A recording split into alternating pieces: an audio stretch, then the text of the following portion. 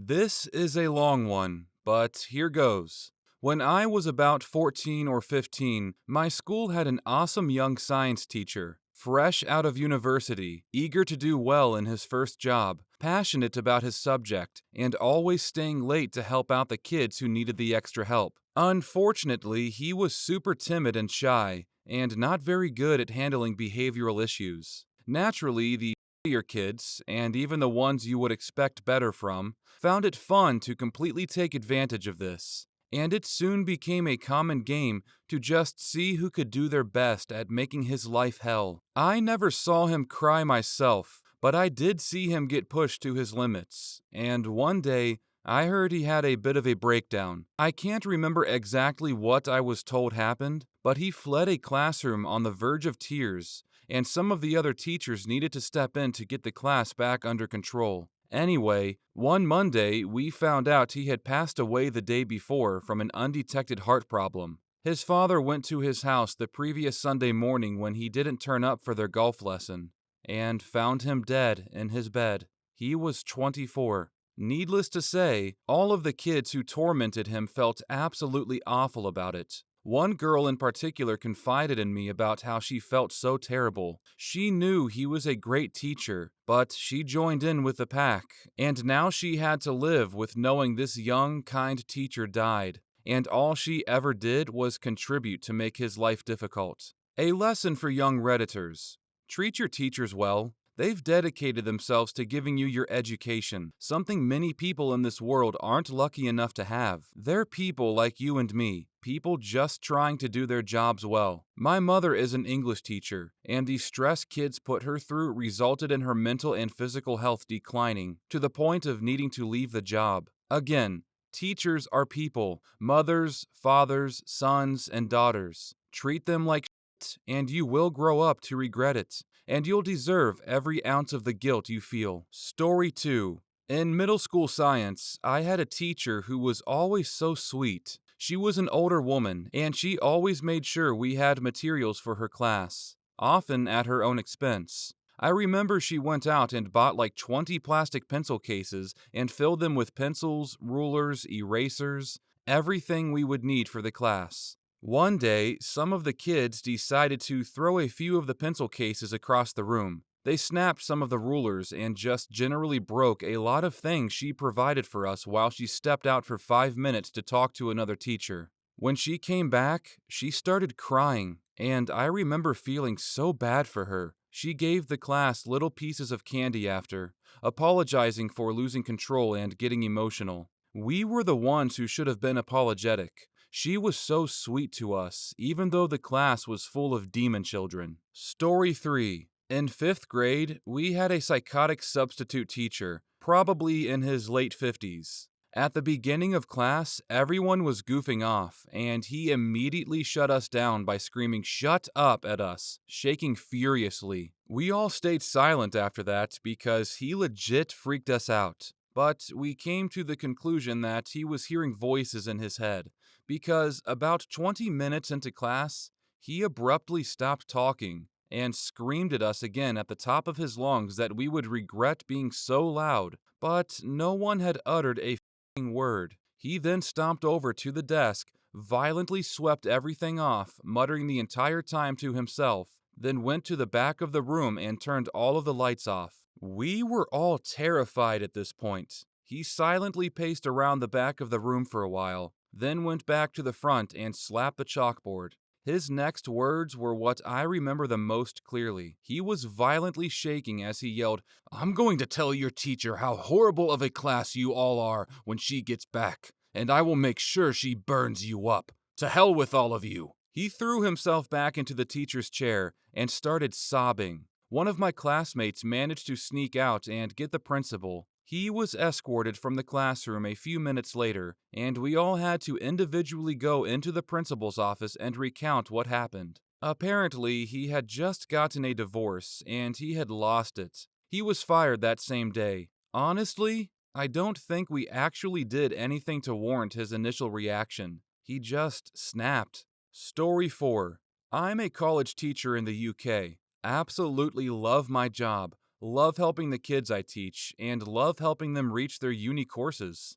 Never really had many issues with most of my classes, but I had this one class that was really lazy, never did their work. They got a real result back one lesson.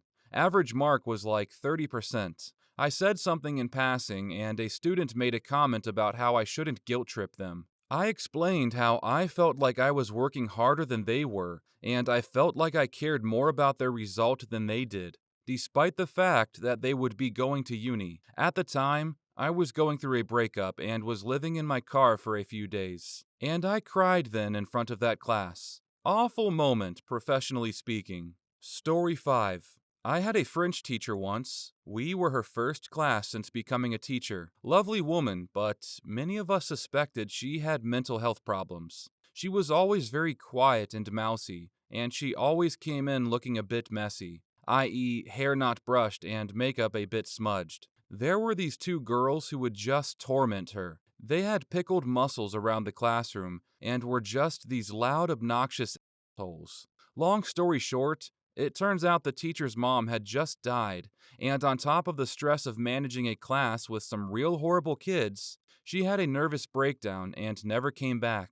About 2 years later, I was going to a concert and saw her begging for money outside a train station. Just felt so horrible seeing what she had been reduced to, all because of some nasty kids that just pushed her and pushed her. Story 6. Yes, in year 5, 9 to 10, we all had this small, pretty cool teacher take over our class because our usual teacher was out doing something. One day, we would not shut up. Something happened that got us kids all excited, and I was just doodling. I looked up to see the teacher just run out of the class in floods of tears. I then realized just how little attention the class was giving her and how much they cared because it took several minutes for everyone to notice she was gone, then went right back to talking. I felt really bad for that teacher because she was the only teacher in our year who got no respect from the students. Story 7. It was the end of the day, and a whole bunch of us 9-year-olds were getting ready to go home when this kid who was always trying to make trouble started arguing with the teacher about the next day's homework. And she made some comment about his mom, and then he made a rude joke about the teacher's mom, and she burst into tears and screamed her mom was dead. Then we sat in silence for like 5 minutes while the teacher cried. Also, that same teacher once came in crying in the morning, and when we asked what happened, she said one of her past students died of leukemia. The worst thing was that we saw that girl like a week before while the class was taking a walk in the woods, and she and her mom mentioned how she was recovering and was feeling so much better. Story 8. I remember in high school getting a teacher fresh out of uni. He was the best, super passionate about teaching, and would often incorporate music and comedy into his teaching to make it more interesting. Almost everyone in the class loved him because of it. There were 3 football players who would always play up in class though, and the teacher spent extra attention on them, trying to get them just as excited about learning as the rest of the class. But they were simply too cool to pay attention in class. One day, they took it too far. I can't remember the exact details, but I do remember that one of the football players threw a chair as a joke either at another student or at the teacher himself, and it just broke the poor guy. He lost his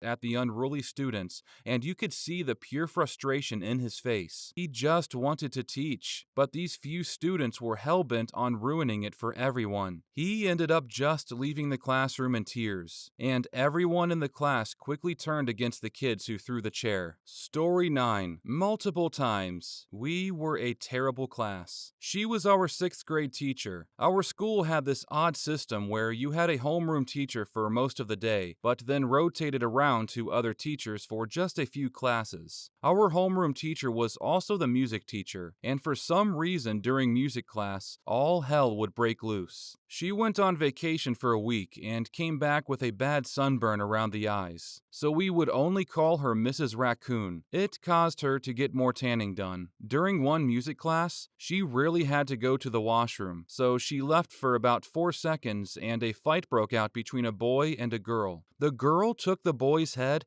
and threw it through a snare drum. He got stuck in there. She came back to thinking he was dead. Eventually, she had a mental breakdown mid-class and ran out into the hallway crying. The 7th grade teacher saw this and instead of consoling her, walked in and just let us have it. I will never forget that day. He said we were spoiled asshats for treating a teacher who only ever wanted to help us like trash. He screamed that if he had a teacher like her when he was a kid, he would do everything he could to keep her. Yelled that if we kept acting this way, we were in for a life of disappointment brought on by our own rampant incompetence. It worked. Some of us cried, but everyone felt horrible, and we were all nice to her for the remaining year. Story 10. It wasn't my class, but my twin brother's class when we were in grade 7. We went to a public school, which was full of delinquents. But his class was especially bad. They had a substitute teacher take over one of their classes for about a month, and one of the kids thought it would be hilarious if he pretended to be severely intellectually disabled. Looking back on it now, it was horrible, but at the time, everyone thought it was hilarious. He would moan words, throw books, water, spit on the floor, and dribble. The class played along with it, but they would all howl with laughter at him. The substitute kept saying things like, "He can't control it, stop bullying him." It got to a point where he was being especially bad with his disability, and everyone in class kept laughing. She ended up crying in the middle of class and later quit after she found out he had been pretending the entire time. Story 11. The whole class knew our teacher loved us so much. On her birthday, we decided to surprise her once she entered the classroom after the flag ceremony. We were divided into 2 groups. Some of us are together with the teacher during the flag ceremony, and some are waiting for the flag ceremony to end and are trying to hide in certain places in the classroom. The teacher had no clue of what was actually happening, and when she arrived together with some of our classmates, we started singing happy birthday to her. She was so shocked, you could clearly see her trying to hold back her tears. It was the class's most successful birthday surprise. If you're wondering what a flag ceremony is, in our country, it's held every Monday at 6:30 in the morning. The whole school gathers in a field or gymnasium to honor our country and sing our national anthem, while facing the flag, which will be raised by 3 Boy Scouts, and after that is reciting the national pledges. It follows a long process, starts with praying and ends after announcements, if there are any, and lasts for at least 30 seconds. Story 12.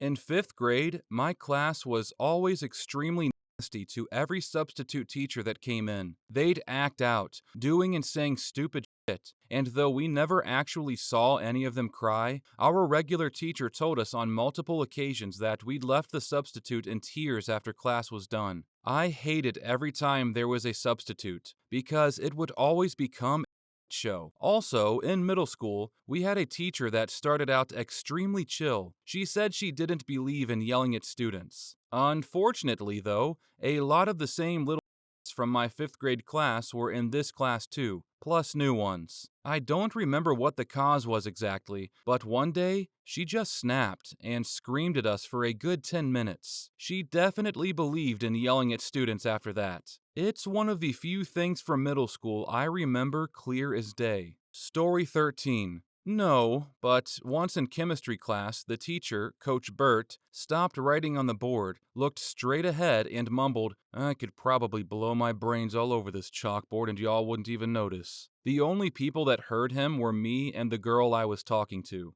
I responded, "Coach, I think that's a dry erase board. Nobody uses chalk anymore." And he laughed, which made me feel slightly less concerned. Story 14. When I was in high school, we were misbehaving as a whole group, making noise, not listening, messing around, and finding just about everything that was happening far too funny. Nothing too major. A few of us got sent out to stand in the corridor until she got a handle on things. When she came out to speak to us, One dude was leaning up against the doorframe with his hand, and upon realizing we couldn't contain our laughter, she decided to leave us out there and stormed back into the class, slamming the door. It was at this point the dude screamed with the force of 1,000 suns. I hadn't heard anything quite like it. Teacher comes back out instantly, steam bellowing out of her ears, ready to completely destroy our childhoods. She turned to the kid and noticed the end of his finger hanging off, instantly realizing she'd shut it in the door. Her mood changed very quickly, and she just broke down into tears.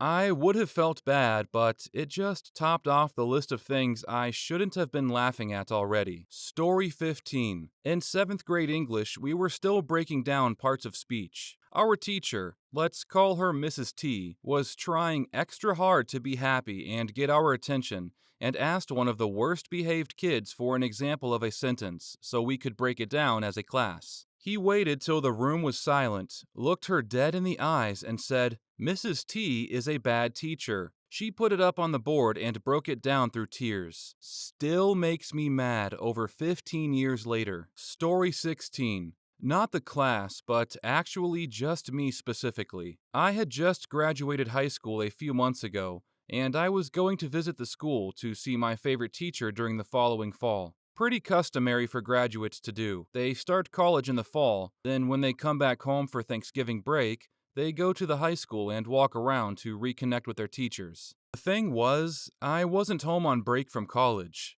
I was home because I had gotten diagnosed with cancer when I was about to start college. So when I went to visit, I was bald and had lost a good amount of weight, though I was feeling pretty good at that point. When I stepped in the doorway of his classroom, he was teaching a class, but it was the end of the period, so he was just wrapping things up. When he saw me there, he took a second to register that it was me. He immediately quieted and started tearing up. He stopped talking to the class and excused himself, then walked away and took a minute to gather himself. I had no idea I would impact someone like that. My heart dropped. He could hardly look at me. Not in a disgusted way or anything like that, just in pure shock and grief. Eventually, I talked to him and explained how everything was going well and I was going to be okay, but his eyes never stopped tearing and looked glazed over. A couple of days later, he emailed me saying he was so happy to have seen me, and that he was sorry he was so shaken,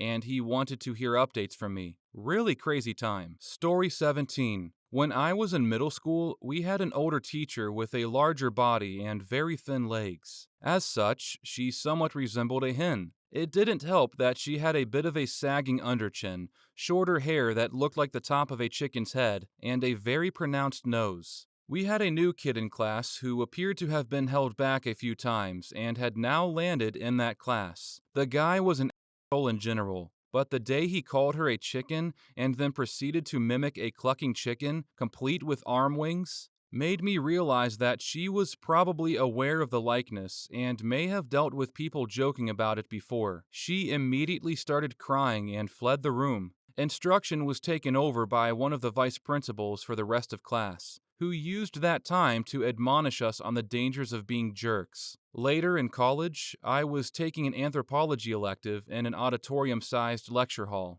The professor had a very thick Indian accent. I apologize, I don't know enough about the region to specify which dialect, but was still very much understandable. During a lecture on dialects and the concept of texts, she commented about how these can lead to miscommunications between different regional groups, and one student yelled from the back of the lecture hall, "Oh, so it's hard when you can't understand what the someone is saying?" The professor got quiet for a moment before muttering, "I have no words. Class is dismissed." She gathered her stuff and left the lecture hall. I felt so bad for her. The next lecture, some higher up in her department came along and addressed the class about how that level of disrespect was absurd at an institution of higher learning. I'm not even sure if the guy who said it was there. I had a few takeaways from these incidents. First, as shitty as middle school kids can be, nobody joined in on the joke with asshole number 1, and asshole 2 caught a lot of what the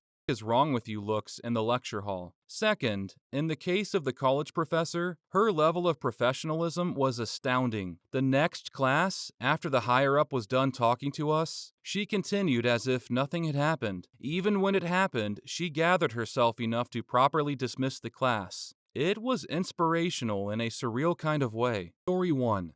In 5th grade, I had this teacher who was very gruff. Most of us didn't like her because she was such a hard ass. Like military style, with discipline and homework completion. She wasn't mean, but she wasn't nice either. Then I found out my parents were getting a divorce. I showed up to school one day visibly upset, kinda shaky, and had obviously been crying. She basically grunt rasped, decidedly undecided. Hallway, now. I was so not in the mood to be scolded, and I knew I was a mess. I stomped out into the hallway, and she told me she knew what was going on at home, and asked me if I was okay, then listened to me sob and break down about how I felt. She gave me a hug, and asked if I wanted to spend an hour or so in the library since she knew I loved books, and then I could ground myself. It was so unexpectedly kind. I will never forget it. I found out later she was so gruff and short with us because she's been teaching for a long time, and kids are just mean. She had some sort of health condition that left her in pain most of the time, and she had to use a cane, which caused her to hunch a bit.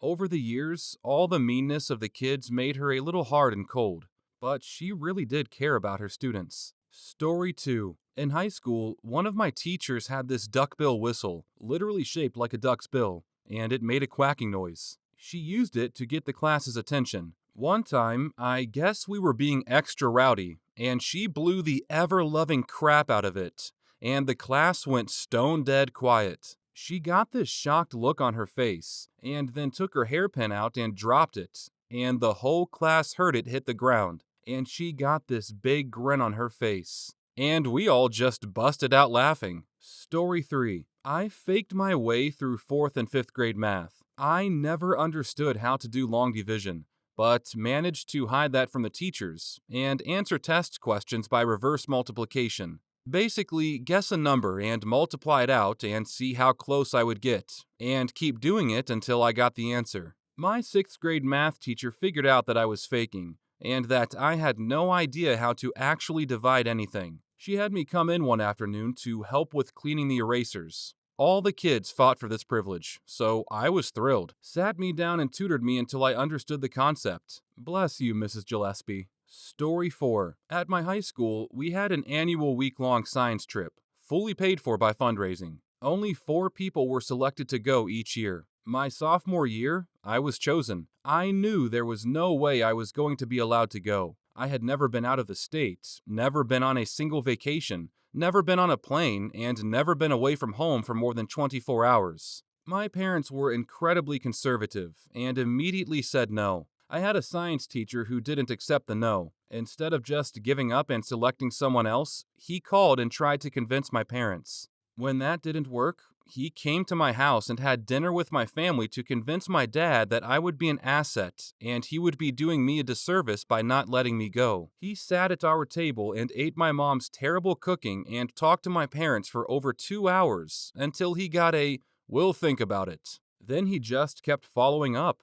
I had never had someone in my corner like that before, who was willing to go to bat for me like that. He wore them down, and it was the best week of my teenage life. I'd never seen the ocean. 20 years later, and I can still recall every detail of that trip. It was a major pivot point for me. Story 5. My physics teacher in high school hosted an annual trip to Walt Disney World in Orlando for 15 to 20 kids for over a week. I was one of the better and most interested students in his class. He was an incredible teacher who found examples in physics everywhere. He also used to work for Disney prior to teaching. Since my family was not so well off and I couldn't afford the trip to Walt Disney World, I declined when he asked me if I was going to join. He probed a bit and somehow found the funds to have me join without me even inquiring. I don't know if he pulled the school money or if there was a surplus, but either way, that was one of the best memories from that school, and I still keep in touch with him 15 years later. Story 6.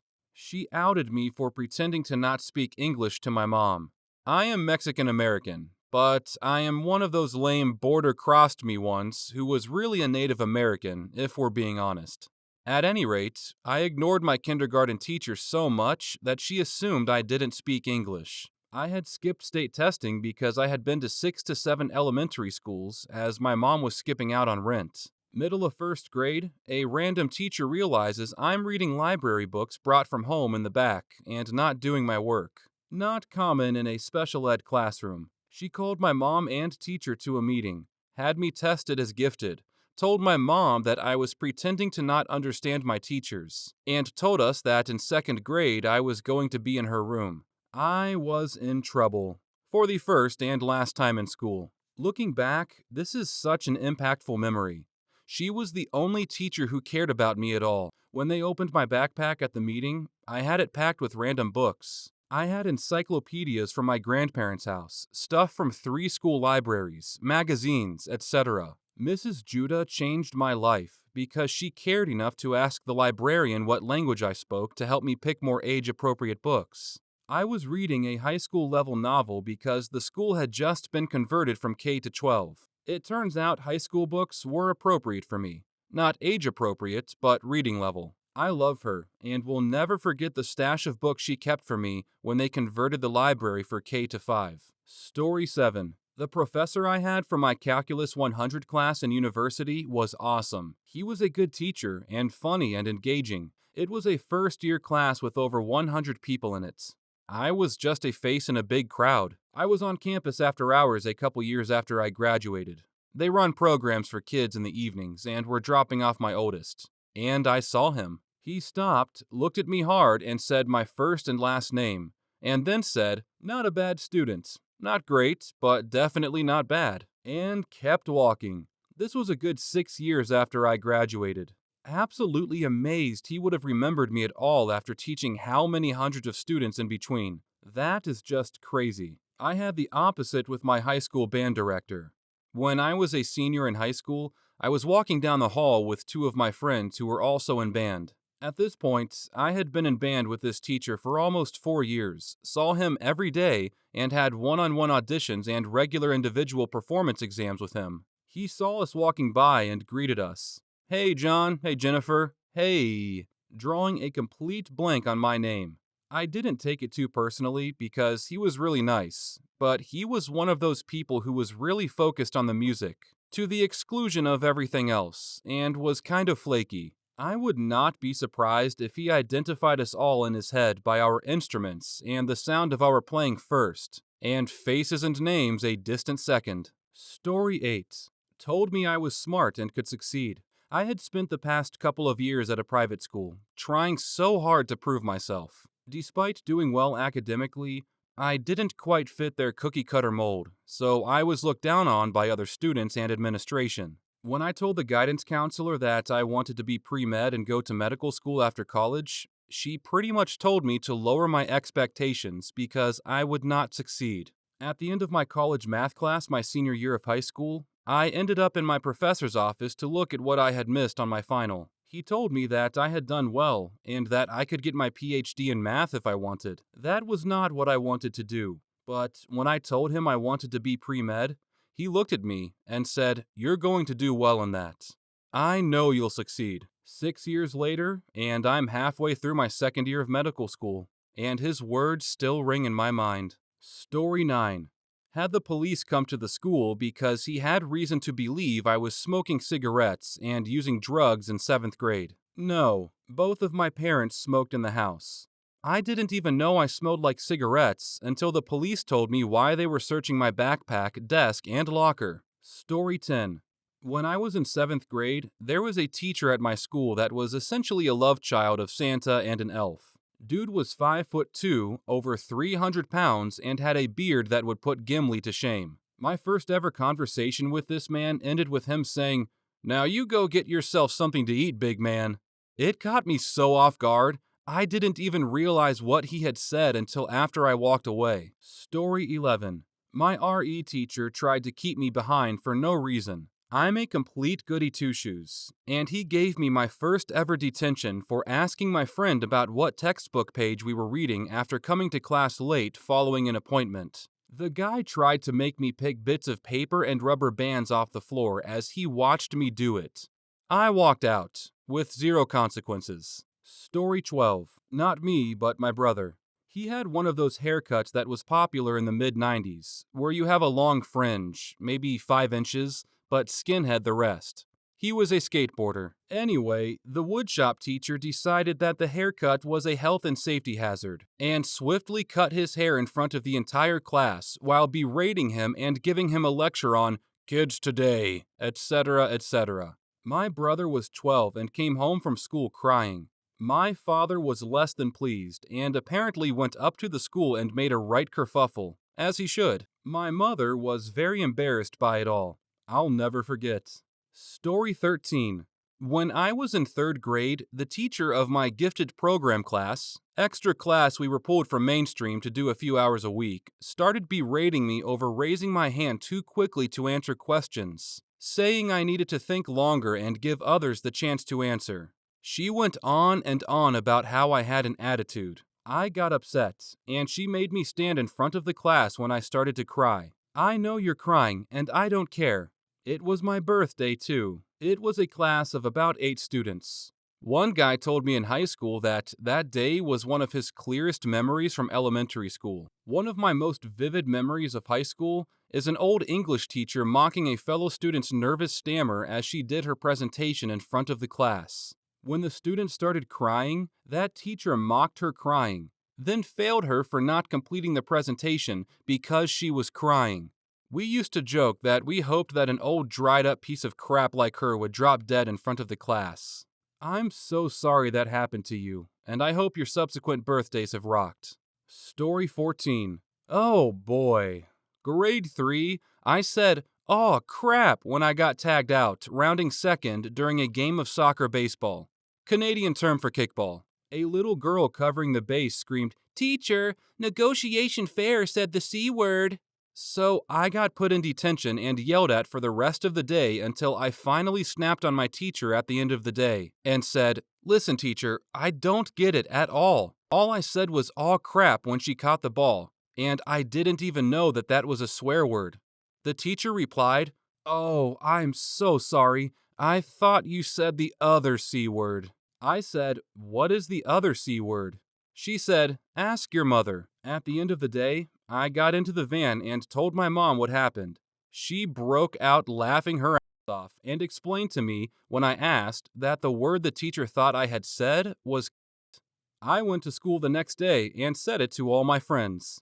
Hey, guys, guess what word I just learned? Story 15. Senior year of high school. I was on the wrestling team, and I had cut about 30 pounds that year, from 170 down to 140. I happened to have the same math teacher 3 years in a row, so we really got to know each other. First name basis and all that. She knew how much weight I cut for the season.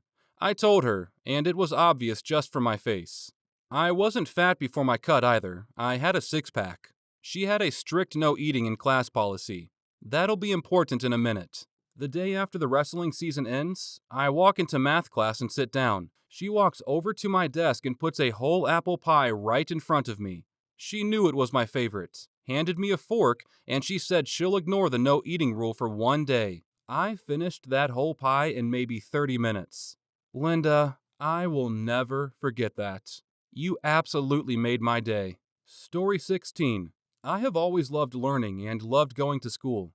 I was a good kid and never really got into trouble. One year, my parents got called in for a parent-teacher conference. One by one, each of my teachers told my parents that I acted out during class, was a distraction, etc. This came as a surprise to my parents, as I had never gotten in trouble, and my grades were always good. Finally, the conversation got to my history teacher and my science teacher. They were speechless. My history teacher told my parents that he wished he had a classroom full of students with a passion for learning like me, and that if the other teachers put in as much effort into teaching as I did into learning, then there would not be an issue. My science teacher agreed and apologized for wasting my parents' time. The rest of the school year was interesting. I could tell there was tension between certain groups of my teachers. My history teacher would later become the principal of that school, and I could not think of anyone more deserving of that role. Story 17. Freshman English teacher in college.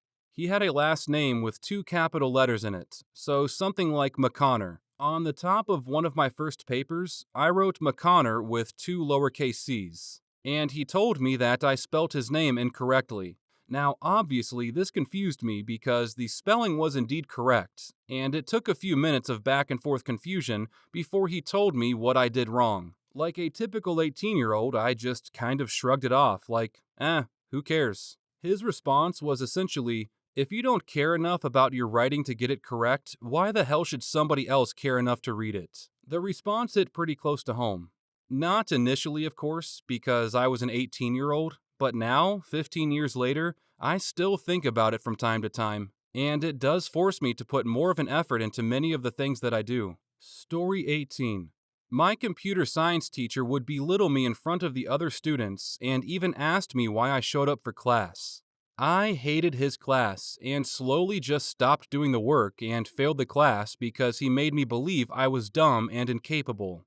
I'm currently working in an MSCS at a top 10 CS school and have plans to apply for PhD programs in CS next year. Story 19. 5th grade.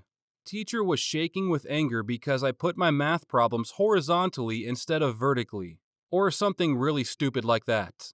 She snapped at me for not being able to follow simple directions and humiliated me. When she went to look at the paper of the boy next to me, he said, I did it the same way. She smiled fondly and said, Oh, Robert, as if she was amused.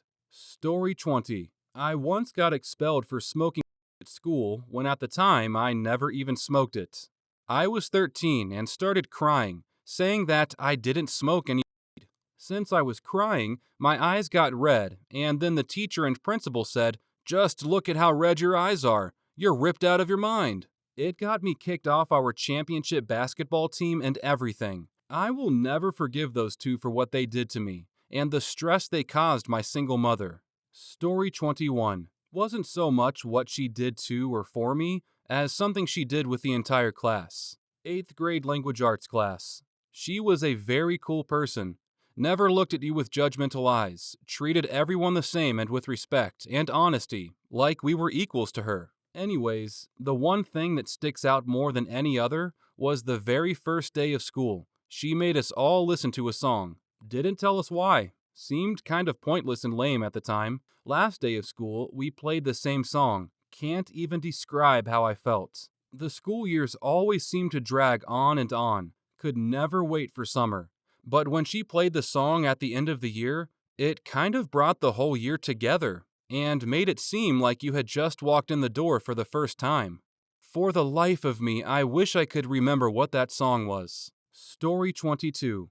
Had a teacher in 1st grade who was hella superstitious and stuff. One time, she told us if we slept with our feet out from under the blankets, someone would break into our house, cut off our feet, and then leave them on our front porch inside our shoes. It wasn't even near Halloween or anything. She was just saying it like it was actual advice. Scared the crap out of little kid me. Story 23. Guy sitting beside me had his head resting on his stacked fists on the desk, wide awake and paying attention. Teacher was walking up and down aisles, came up behind him and smacked him across the back of the head with the spine of a rather large business studies book while screeching, Pay attention. I will never forget the hollow thud sound. Poor effer was dazed for hours after. Story 24. My 6th grade teacher made us act out some Greek gods and helpers since we were doing mythology. A girl in my class decided to act out as Hermes. After she was done acting out as the character, the teacher looked her dead in the eye and said, That was gay. Why didn't you act out as a Greek goddess? The girl left the class crying. Story 1. My Spanish teacher was not very good at her job. It took 3 years, and all I can do is ask where the library and bathrooms are in Spanish. She was very good at berating us and giving us life lessons. For example, I once had a pen break in the class before, and it left me without a writing utensil, and so I asked to borrow one. The entirety of our 45-minute class was a lecture on how in the real world forgetting wouldn't fly. Anyway, I played football and had a few teammates in class, and the year before this, I sat behind a girl 1 year ahead of me, and we caused trouble quite a bit, so I was automatically on her crap list. Some of my teammates decided since the answer book was on her desk, they would abscond with it for a bit, write down all of the answers to the upcoming quiz, and just copy the answers back onto the quiz. This cheat sheet was offered to me, and I declined. I actually wanted to learn. Well, their scheme worked, until she began to grade them near the end of the class. Half of the answers were, "Answers may vary" in Spanish, and my dumb teammates didn't bother to figure this out. Once she figured out it was the football guys, I think 3 or 4, not including me, were the culprits, she sent all of the players into the hall, called the principal down, and began requesting write-ups. I walked back into the classroom, grabbed my stuff, and started toward my locker that was only a few feet away. I'm being yelled at by both teacher and principal now, and after finishing putting my stuff away, all I said was, "You might want to actually check my exam before we continue on. I'm going to lunch." I never received an apology of any kind. Story 2. Won't give her real name, so we shall call her Gordon Ramsay's grandma, aka GRG. GRG was an old witch who should have retired years ago and had anger issues. She was furious when she learned I didn't use a gas cooker at home. Electric was cheaper, so didn't know how to immediately fire one up on the first lesson. I was about 10 years old. This woman would bellow at me from across the room. As a sensitive, people-pleasing kid, I was a blubbering, trembling mess each lesson because I was petrified of making mistakes and her shouting at me. One day I was running behind. I always ran behind. And she took my food out of the oven, cakes on a baking tray, and reached to grab something and accidentally brushed against her arm. This witch, literally screaming, grabbed my wrist and pressed my palm against the baking tray. The baking tray that had just come out of a 200-degree oven. Only for a split second. Didn't hold it there or anything, but it was enough to blister my skin. One day, I couldn't face going to her class, so I feigned illness and was kept off school. One of my classmates told me apparently during registration roll call, when they told her I was off sick, GRG laughed and said, "No, she isn't. She's just scared of me." Nice to see you were so self-aware, witch. I never reported it directly, but I did tell my mom, who demanded the school do something about it. We had a meeting with the head of year, who laughed it off, saying, "She's a good teacher, she just doesn't like the quiet ones." Nothing was done. If the crusty cow is still alive, she'll be in the Guinness World Records. Rotten hell, GRG. You saw a shy kid, and instead of building up her confidence and patiently teaching her a valuable life skill, you decided to bully her and drag her self-esteem down to rock bottom's basement. It took me ages to learn how to cook because of you. Thankfully, I got my confidence back, and now enjoy cooking. Story 3. I had left my calculator on my desk in physics class, and the teacher took it. I had engraved my initials on it, so it was unmistakable. My problem with this was that he always asked me during class if I had my calculator, and I told him I still couldn't find it. The end of the school year came around, and another student was snooping through his desk and found my calculator. All year, that a-hole was giving me a 0 for the day because I didn't have it. Story 4. High school psychology teacher evaluated me in front of the entire class as mentally troubled and told everyone that I'm an undiagnosed ADD case with 99% certainty. And because she was a psych teacher, everyone took her word for it. Yeah, thanks for making everyone think I was mental throughout high school and giving me nagging self-doubts if I really did have ADD for most of my 20s, until I got that medically ruled out. I wasn't always the best behaved kid, and even back then I understood that, but that's pretty harsh of her. Story 5. Alright, so this is something that really had me angry as a kid, and every time I think about it, I get fired up. I was in 3rd grade. The 2nd, 3rd, and 4th graders were doing a week of square dance. Then at the end of the week on Friday, we were going to have a recital and do a performance. Sadly, I was leaving for vacation, and that would be starting that Friday, so I couldn't be in the recital. Oh well, I could still enjoy the square dance and have some fun with the rest of the classes, right? No. My teacher made me sit in the classroom alone while everyone was across the hall in the big classroom doing the dances. She made me do freaking vocabulary words for hours while I had to sit in a darkened room, alone, listening to the muffled sounds of Cotton-Eye Joe stomping and laughing coming from the hallway. I was so annoyed. I was crying every day. I begged her to just let me sit in there. I offered to clap, help with music, hold up a sign, just sit in the corner, anything to be a part of it. But no, I had to sit alone, no lights, and do vocabulary words with tears just running down on the paper, for 4 days straight. She basically punished me with in-school suspension for not being able to be at the recital due to my family vacation. I freaking hate that bee to this day. Something similar happened to me in 3rd grade. I was punished for clowning around in PE. The coach had me stand forehead against the wall, staring straight ahead for the entire duration of the 45-minute class, while I could hear kids playing and laughing in the background. If he caught me moving from the position, I was yelled at, threatened, and berated. Okay, fine. But the only problem was that this went on for 5 days a week for the next 3 or 4 months until school finally let out. Like clockwork. PE time, put your face against the wall, don't speak, stand there until the bell rings. It was horrible psychologically. Tears would be streaming down my eyes, intense loneliness, and I lost all interest in going to school at all that semester. Crazy thing is, I never told my parents or teacher what was happening. I really thought it was all my fault, and this was the price to pay. As an adult, I now realize what an abusive, racist POS person that coach was. Story 6. I was little, probably kindergarten age. We were near the end of the school year, and we were having a raffle for gifts to take into summer. The top gift was a hella cool bike, and I, being from a very poor family, could only dream of such a thing. Anyway, a little girl is brought up and is given a bucket filled with slips of paper, upon which were written the names of each student. She stirred her little hands around briefly, plucked a piece of paper, and raised it to the light. I clearly saw my name written in reverse through the light shining overhead, so I knew my name had been the first drawn, and thus the top prize, the bike, was mine. Well, the teacher overseeing the draw didn't like me very much because my family was poor. So a second after the paper was raised up, she slapped the paper gently out of the drawer's hand, stirred her own hand around in the bucket, clearly reading the names as she did, and plucked another name. Lo and behold, the new name belonged to the popular classmate with rich parents. I wish I was effing kidding. The teacher even maintained eye contact with me as she smiled thinly, and the winner scurried up to get her bike. That's when I knew life wasn't fair. F you, Miss Simmons. Story 7. I will never forget sitting in a circle in 3rd grade while we were taking turns reading to the class from our readers.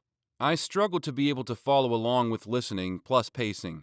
It helped greatly to follow the spoken words with the hovering tip of my pencil. That day, I dropped my pencil while turning the page. It rolled a little, and took me a moment to bend down and grab it, plus catching back up in the text. The circle arrangement of desks meant I couldn't just get out of my seat to retrieve the pencil. It took a moment of foot gymnastics to retrieve it without bothering my neighbor to shimmy their desk. Teacher sees me as I settle back in with my retrieved pencil. She stops the current reader and accuses me of not paying attention. Before I could try and articulate what had just happened, she demanded, "What is a steer?" That seemed odd. A steer? I'd never heard steering used like that, and tried to choke out a confused response that a steer must be something to do with a direction, like you'd turn a steering wheel. I will never forget the student next to me screaming laughing, "A steering wheel?" while the teacher berated me for such a dumb answer. Readers, the story we had just begun was about a farm. It had steer in the title, and I think the titular character was like Stanley the Steer. Never in my life had I heard cattle referred to as steer, and as we had just started the story, I hadn't yet made the connection between Stanley and the steer from the title. I'm almost 40 and I still get sassed about that. Screw me for trying to succeed at reading on my own, and being ridiculed for not knowing a word but trying. Why not just pile it on instead of using this as a learning moment about context, or even compassion in helping others share knowledge instead of picking on someone for not knowing something? Story 8. My final year of secondary school, I finally buckled down and started really making an effort to correct both my grades and my behavior. I was an immature little kid back then. Every teacher recognized it. My report card was basically full of compliments about how much I'd improved. Even my headmaster wrote a really nice paragraph about how proud he was. And that guy only gave compliments if you really earned them. All except for one teacher. I quote, Zerby would rather play with computers than concentrate on schoolwork. I passed her class, I got good grades, I never caused her any issues. She viewed computers as unnecessary and having no place in education, and me spending my lunch breaks in the IT lab as playing with computers. She'd often come into the lab and berate us for not spending our time doing homework. I was doing homework, some of it even hers. Guess what? I've been in the IT industry my entire career, and playing with computers never did me any harm. She was just a bitter old teacher who didn't like change. Story 9. I got a lower score on a test in my senior college biology class. The professor offered extra credit in the form of going to the lab for 3-hour sessions, so I went to all of them. And then, at the end of the semester, he didn't give me all the extra credit. He capped it so I was within a point of an A. And no, it wasn't capped at one session. There was no rhyme or reason. He literally only gave me enough extra credit to get to that high B. I went to the dean and was told he had tenure, so there was nothing he could do about it. I was also told I should be happy because more than 50% of his students failed his class regularly. If that's the case, it sounds like something is wrong with the teacher, not the class. Anyway, it was my only B in college, and that pissed me off knowing I had worked and earned the A. So I graduated with a 3.99 GPA. Doesn't matter now in the scheme of things, but it still pisses me off thinking about it. Story 10. I was studying drama and was really gunning hard to get into drama schools to be a professional stage actor. For one reason or another, my personal tutor just hated me. She was always harsh and very dismissive. We argued over something in class, and she said something along the lines of, "You'll never achieve your dreams of being an actor. You'll never get anywhere in life." As much as I tried for 3 years, I did not get accepted into any of the London drama schools I auditioned for. I did give up on my dream and studied English Lit instead. She was right, but boy was she a witch. Story 11. Went on a rant about how much she hates emo music and fashion while I was sitting right there in front of her looking as emo as one could possibly imagine. Then when I came home, I changed my profile picture on Facebook to something super emo and captioned it with, "For my English teacher who hates emos." I didn't think she would see it. I didn't think anything of it. I meant it more as a joke, but she did somehow see it and apologized to me the next day.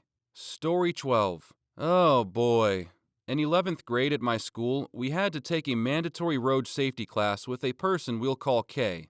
K wasn't a teacher, but a person who was involved in a car accident years ago and was left with permanent conditions and injuries. Almost nobody gave a crap about his class, and usually over 80% would skip it. It was only me and a dedicated few who would actually show up and take notes. Most of what he taught was either anecdotes or basic things you learn when getting a driver's license. Principal took note, and together those two made up a midterm exam, to which you had to show up with the notebook you took notes in.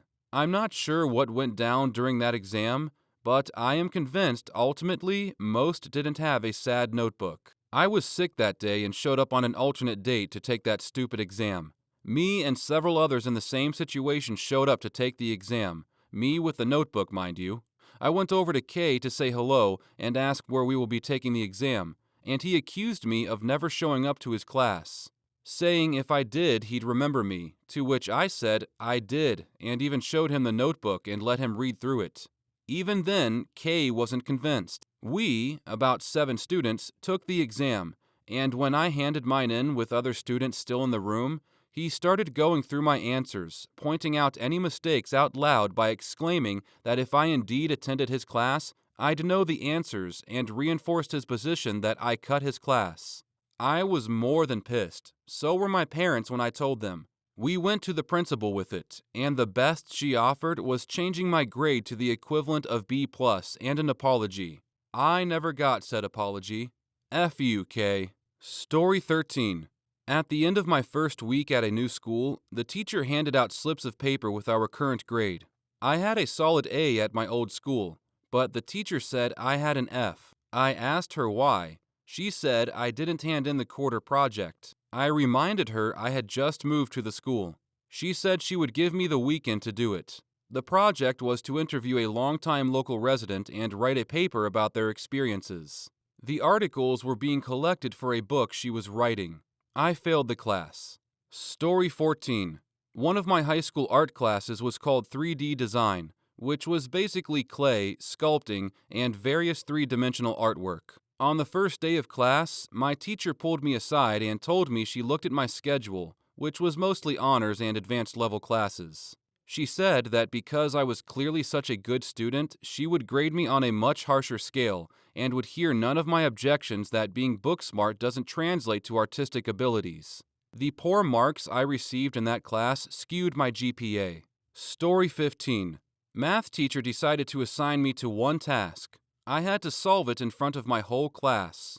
I did. I was pretty confident the answer was correct. Then she checked it, went full crazy mode, and made fun of me for about 5 minutes, called me silly words, and was rewarded with a juicy bad grade. Then she proceeded to show the entire class how it should be done. She did it exactly the same, just like I did 5 minutes earlier. Some of my classmates told her about it. She was like, "Oh, y'all distracted me." She never spoke to me directly after that. Story 16. Was talking early on into a physics class in middle school at 15 years old. Got admonished for it, which was understandable, even if I wasn't being particularly loud compared to several others. But when I said sorry, the guy answered with this beauty of a response. Sorry is what you say when you get your girlfriend pregnant. I was maybe moments away from just leaving the classroom. Such a weird and kinda messed up thing to say to a teenager. I already didn't like the guy, starting from the first lesson. The only reason I stayed was because he'd be leaving soon anyway. Guy was a reservist in the army and was going to be deployed to the Middle East. Story 17. Had a teacher who repeatedly dress coded me for things that weren't even in the rule book. She had the audacity to call it water under the bridge when I confronted her years later as an adult. No, witch, it's not water under the bridge. You don't get to mistreat someone and call it water under the bridge. That phrase is reserved solely for victims who have decided to forgive their abusers, and I don't forgive grown adults who bully children. She actively disrupted my education by sending me out of the classroom multiple times just because she doesn't like goth kids or the clothes they wear. The only skin exposed was my face and hands. This was during my trips and a hoodie even in the summer phase. Story 18. I had my grades docked severely for absences, regardless of test performance, despite the fact that my absences should have been clearly a sign to call the social services and get me the F out of my home. This included being failed for courses where I did significantly well on a test. I was also kicked out of school after I had taken absences within rule-permitted amounts in the following fashion. A bunch of teachers declared during a single day that I had gone over the maximum amount of absences for their courses, and would thus fail the courses regardless of performance or actual number of absences. Then, during summer vacation, a surprise letter came from the principal's office, stating that, due to not finishing those courses, it was deemed unlikely I'd finish the school in the planned time, and was kicked out. This was regardless of more severe cases being exempt. I didn't really question authorities at the time, nor was I cognizant of the fact that the social support system in hillbilly areas is more a bureaucratic good old boys for tax-paid jobs and influence. Story 1. In high school, they would do trivia questions after the announcement sometimes, and the first teacher who dialed the office with the correct answer would get a prize for the class. My math teacher really wanted to win, and hadn't yet this year. So one fateful morning, the question went out, and we had the answer, so he called in, but we were the second caller. In a fit of pseudo-rage, he yells, "Damn it!" and kicks this little plastic trash can across the room, where it bonks a kid right in the head. His eyes go wide, and he apologizes and asks if the kid is okay, which he is. Everyone got a good laugh afterwards, including the kid who got hit, and later we would pretend to duck whenever we didn't win the morning trivia contests. Story 2. I had a history teacher in high school who was always stern and serious, which was great since it gave a reverence to what he was teaching about. and his unpretentious nature meant he spoke about what was important and interesting. One day, however, his voice broke, and after he cleared his throat, it broke again. He stopped talking, put his hands in his pockets, frowned, and took a few breaths. "Students, sorry about this lecture. My wife and I just decided to get a divorce." He blankly stared ahead for a second and then walked toward the door, loosening his tie. "I need a drink." He exited the door. After a second, he poked his head back in. "Of water. I'm coming back. Don't think I've forgotten about Napoleon." Not too much of a meltdown, but he was a pretty manly dude in a nerdy sort of way. Story 3. Our freshman English teacher was a small, soft-spoken woman who was kind of known to be a teacher you could walk all over with little repercussions. We were in a review session after school, and some upperclassmen were just hanging out in the hallways making lots of noise, so she was constantly poking her head out in the hall asking them to be quiet. As we are all very silently reading or something, the classroom door absolutely slammed shut, so hard the latch didn't have time to catch, and the door bounced back open. The teacher immediately yells, "Oh, hell no," and kicks off her heels and takes off out the door. She caught up with the kid, who had taken a running start and kicked the door shut, and berated him for a good 10 minutes, which we could hear clear as day from the end of the hall. It was like nothing we'd ever heard from her. Story 4. I was in a band. One day, one of the regular always in trouble disruptive students was being extra disruptive while the director was trying to tell us something important. So after about 5 different times of going the normal route to get him to settle down, he cracked. It got quiet, and then the director bellowed, "William, are you stupid or just don't give a crap?" The whole room was quiet. All eyes were now on the disruptive kid who was then trying to hide behind his tuba. Then the director continued with his announcement like nothing happened. Story 5. My super dorky history teacher in 8th grade was the nicest teacher I've ever met. But there were a couple class clowns in our class, and he usually dealt with them okay. One day, though, they were obnoxious to the entire class from the moment he walked in, and he snapped, yelling and chucking his stapler across the room. He nailed a staple right into Ben Franklin's forehead. He immediately apologized and went about his day normally, while all the students went silent. Nobody ever bothered him again after that day. Story 6.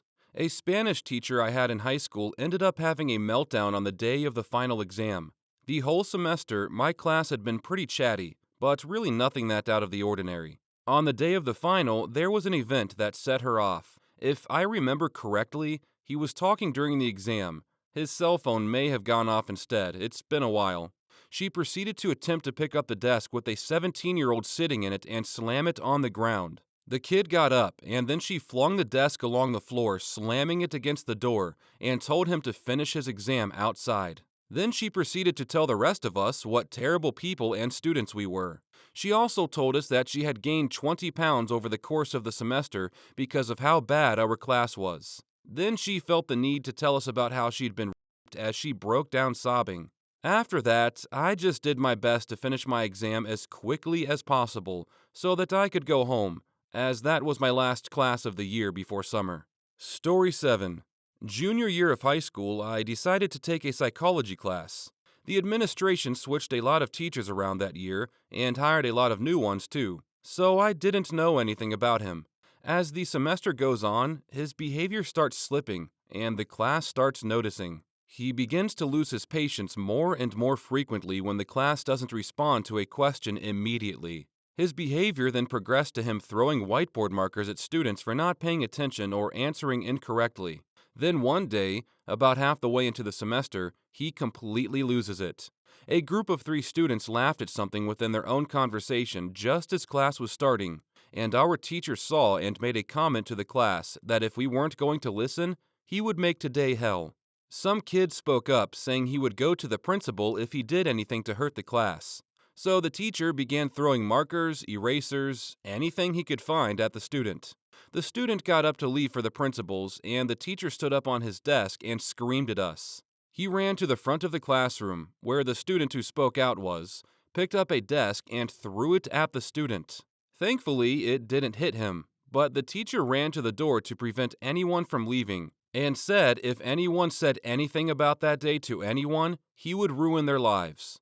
Some friends and I told the principal and administration, and I actually had to go into court to testify. Turns out, the guy suffers from schizophrenia as well as some degree of PTSD after serving in the military. I don't remember what ended up happening with him. At the time, I really didn't care to know. Bummer. I really wanted to hear this end with something like, at the end of the semester, he tied his erratic behavior to a lesson plan. Some kind of Dead Poet Society or something. We had a physics teacher in 11th grade that fake reversed graded the first big exam. All the smart kids did bad, didn't understand why, and the couple broke down. He quickly blended that into the next lesson and handed out the proper grades at the end of the class. Was a total mind F. Story 8. Junior year in university, my genetics professor was in the middle of a lecture when authorities took him out of the auditorium, thank goodness, and informed him that his wife, the dean of our college, had been struck and killed by a motor vehicle that morning. He retreated to his office and proceeded to tear the place apart like a tornado had gone through it. He ripped the top of his desk off its frame, pulled down all of his bookcases, books, pages, papers, all sorts of documents and furniture strewn everywhere in pieces. By the time I graduated, he still wasn't the same man as he was before that awful day. Story 9. This was in high school. We had a band teacher. His nickname was Pinky because he had very red hair and pale skin with a red tint, borderline albino. Every time he got mad, his entire face turned tomato red. I don't remember the sequence of events, but he was already frustrated. Everyone in the room knew to shut up so that we didn't piss him off. Well, everyone except this one dippy girl. She asked something along the lines of, "Are you mad?" and kept pestering him. He finally snapped. His face turned that familiar shade of tomato red, and he threw the pencil he was using to conduct across the room. He then stormed out and slammed the door hard enough that it could be heard on the other side of the building. He quit soon after. Story 10. Year 9 math class. Our teacher was sick, and an early 20s substitute teacher came in to cover. She was lovely, kind, friendly, although a bit timid and shy. One girl in our class used a fountain pen to flick ink on a shirt she was wearing one day. Poor woman noticed her do it, didn't say a word, and just went to her desk, put her head in her hands, and sobbed. Didn't even move for 10 minutes at least. Eventually, a friend of mine went to get another teacher. The sub was escorted out, still crying, and was seen for the rest of the day just crying in her car, not moving for another 4 or so hours. Story 11. 8th grade math teacher. He was well known for his short temper, but this particular day was bad. There was a kid in my class, Justin, that never listened and never did his homework. One day, the math teacher just had it with Justin, grabbed his desk with him in it, and picked it up and slammed it back down on the ground a few times. After that, he shoved the desk with Justin in it across the room. Justin was fine, thankfully, but the math teacher just stormed out. Told my mom, and I guess a few other parents called the school about it too. He was gone for a few weeks and had to take anger management classes. I just went by my old middle school a few weeks ago, and he's the assistant principal now. Who would have expected that? Story 12. In high school, our government teacher freaked out on my class. We had a few talkers in the back corner, but they finally broke him. He flipped his podium lectern over and started screaming at us. He called us the worst group of kids he'd ever had to teach, and that he was 110% accurate that we were going to be nothing. He then went to his desk and drank his entire thermos of coffee. A few years later, he was having a retirement party at his house. I was close friends with his son. He revealed that the thermos was 80% vodka and 20% coffee. Story 13. Had a sub in 5th grade. I was a really unorganized kid, and having to dig through my desk for crap wasn't uncommon. Sub went to collect our homework one by one, and I was still digging through, pulling a bunch of stuff out when she got to me. She started towering over me and told me this was unacceptable, dumped my desk in front of me and told me I was staying in from recess to organize it. One girl said, "You can't make him do that." And the sub raised her voice and spit out, "You don't tell me what to do, brat. I can do whatever I want." The whole class revolted, and a neighboring teacher came in to see what was up. The sub claimed I was being lippy, and this was my punishment. Then the whole class spoke up and informed him of what really happened, and we were all let out for recess. Came back in, and a lunch lady was sitting at the teacher's desk instead. As the kid who was always picked on by everyone, it was nice to see the whole class stand up for me that day. Story 14. I taught public high school for 7 years and have been teaching in a university ever since. Every time one of these threads pops up, I expect to find the story of how I once broke down in tears when a cell phone rang in class. Or the time I threw up in a trash can, brushed my teeth with bottled water in front of all 42 students, asked a janitor to come down and take the trash out, and went back to teaching after my favorite student of all time faked barfing noises because he knew it would make me puke. Story 15. My junior year in nursing school, we took a nursing psych class. The professor was not a good teacher, to put it lightly. She regularly would talk about her personal life instead of teaching what was outlined on the syllabus. About halfway through the course, we had our midterm exam, which consisted of about 75% of questions of stuff we had not covered in class. I think the highest grade anyone got was a 65%. The next class, she berated us and told us all we were going to be bad nurses. One of the people in my class wrote a letter to her, saying that she spends most of the classes not teaching the material, and it's not justifiable to give us exams if we know more about her personal life than what we are supposed to be taught, citing the syllabus given to us at the beginning of the semester. All of us in the course signed the letter. Next class, she absolutely lost it on us, screaming at us about how disrespectful we are and how we will never amount to anything. This got to the point that the dean of the nursing program heard her from down the hall and had to come remove her from the classroom. Next class, we had another professor for the rest of the semester. The dean told us she was on hiatus and said that we brought up our grievances in a respectful manner and commended us on that. The professor who broke down never came back to teach at the school. Story 16. I was bullied a lot around this time, and I started fighting back against the bullies. The teacher noticed this and thought it'd be a good idea to remove me, and who is essentially my arch nemesis, from the playground during lunch, and make us do crafts in a classroom instead. I think they were trying to make us get along by working together, but that doesn't happen with 11-year-olds. Unsupervised for a whole hour in a locked classroom. She leaves, and when she returns halfway through the hour, the classroom is a mess, chairs strewn everywhere, our school jumpers and shirts are torn. I had a bleeding ear and he had a swollen lip and bruises everywhere. We freeze as soon as she catches us, and she just collapses to the ground. She sobbed into her hands. "All I wanted was for you to be friends. Was that so much to ask?" She wept uncontrollably for the next 5 minutes.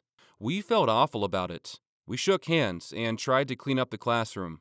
The next day, we had a substitute teacher, who eventually became our permanent one, and he was horrible. I guess it worked though. It's 16 years later, and I'm on the way to my enemy's house to drink and play board games. So, yeah. Story 17.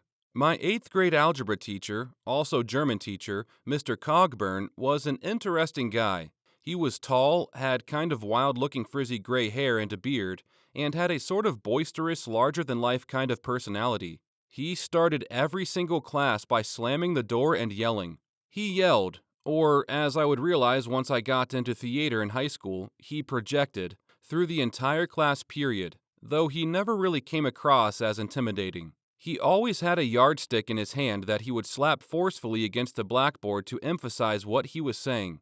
He would also slap it against the desks of students who weren't paying attention.